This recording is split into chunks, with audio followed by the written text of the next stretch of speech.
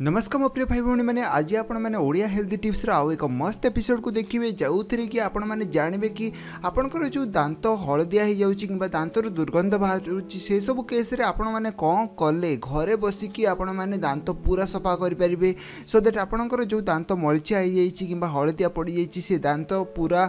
सफा हो so that आपण मैंने आपण मान परिवारजन कि सांगसाथी मेल आपण मैंने जोठिकी भी जीवे समस्ते कहे कि दांत केते सफा अच्छी आ से जेलस फील करेंगे आपण मैंने निजको बहुत प्राउड फील करेंगे। तो चलते देखा यही वीडियो रे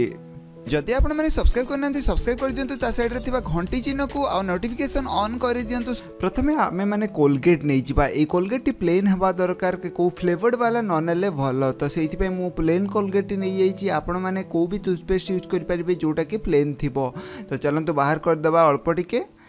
तो मु बर्तमान बाहर कर दीजिए आपण मैंने देखिपे यहीटा हूँ कोलगेट जोटा कि मन रखु प्लेन कोलगेटा प्रिफरेबल आपण मैंने प्लेन कोलगेट नहीं जी। तापर सेकेंड इनग्रेडिएंट हूँ लेंबू से लेंबू जो कि साइट्रिक एसिड अच्छी जोटा कि आपण मानकर दांत सफा कर बहुत सहायक करे। तो से लेंबू टी आपण मानक चिपुड़ी से कोलगेट मिसई दूची मु वन से मिसैला आपण मैंने